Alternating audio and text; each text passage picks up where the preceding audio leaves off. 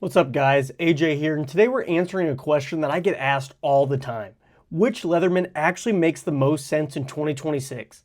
Not the most expensive, not the newest, not the most overbuilt, but the one that gives you the best balance of price, capability, and everyday usefulness. I've got 6 of the most popular Leatherman tools right here: the Wave Plus, the Free P2, the Curl, the Bolster, the Arc, and the Surge. And we're going to talk about what each one does well, who it's for, what it costs, and by the end, I'll pick the one multi-tool that makes the most sense for the most people in 2026. First, let's start with the most iconic multi-tool of all time, the Leatherman Wave Plus. This is probably the most popular multi-tool ever made, and for good reason.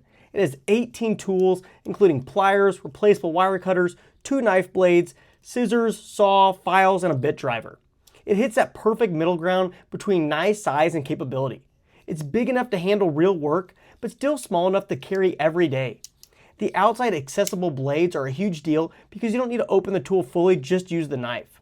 Price-wise, the Wave Plus sits around $120 to $130.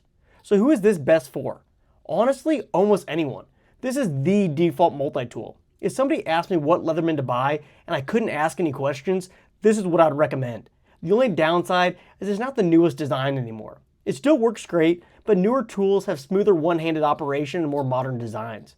It's also a tad bulky just to drop in the pocket, and I find it works best on the belt than a sheath. Though you can buy a pocket clip that slots in the top, it just kind of feels like an afterthought, so it's not the most comfortable tool to carry every day. Next up is the Free P2, and this one was a really huge shift for Leatherman when it first came out, and the biggest feature here is that magnetic free technology. This allows you to open and close everything one-handed. Every tool is also accessible from the outside, and everything clicks into place smoothly, so no opening the tool and fiddling around to find the right tool. This makes it feel way more modern than the previous Wave we just looked at. It has 19 tools, including pliers, scissors, screwdrivers, knife, and pry tool. Price usually ranges around $100 to $150. So who is this best for? This is perfect for people who prioritize ease of use. If you really want smooth operation and fast access, this is excellent. This also came standard with a pocket clip, making it extremely easy and comfortable to just drop in the pocket and carry every day. But the downside is it doesn't have that same bit driver system like the Wave, the Curl, the Arc, or the Surge, and this kind of limits its flexibility. For a while, this was my most used multi-tool, and I pocket carried this for about 2 years, and I had no complaints other than a little bit of rust forming on the blade.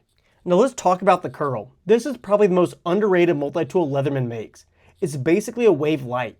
It has 15 tools, including pliers, scissors, knife, bit driver, file, and it keeps all the most important tools while removing some of the less necessary extras.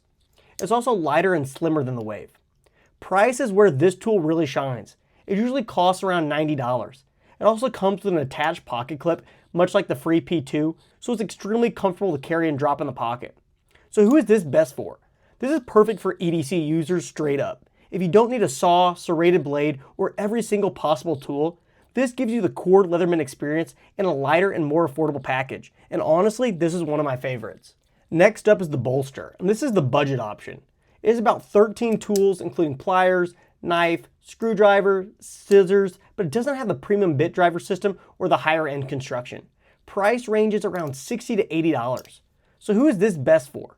This is great for beginners or casual users. If you want something just to throw in your car, toolbox, or bag and don't want to spend a ton, this is solid. But if you're serious about EDC, you'll probably outgrow this one pretty quickly. Now let's talk about the Arc. This is Leatherman's flagship multi-tool. It has 20 tools, Magnica blade steel, and full one-hand access to everything. Magnica is a huge deal because it offers excellent edge retention, toughness, and corrosion resistance. This thing just feels premium in every possible way. But it comes at a cost.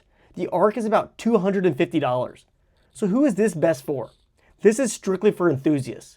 If you want the best materials, best action, and the best overall multi-tool Leatherman makes, this is it. But for most people, it's honestly overkill. Finally, the Surge. This is the heavy-duty option. It has larger pliers, larger scissors, longer blades, and even a blade exchanger system. It's built specifically for tough jobs. Price is around $160. So who is this best for? This is for tradesmen, mechanics, or anyone doing really hard work. It's big, it's heavy, and it's not ideal for everyday pocket carry. This is more of a belt carry tool. Let's break down pricing quickly. The Bolster, around $60 to $80. Curl, around $90. the Wave Plus 120 to 130, the Free P2 100 to 150, the Surge 160, and the Arc 250.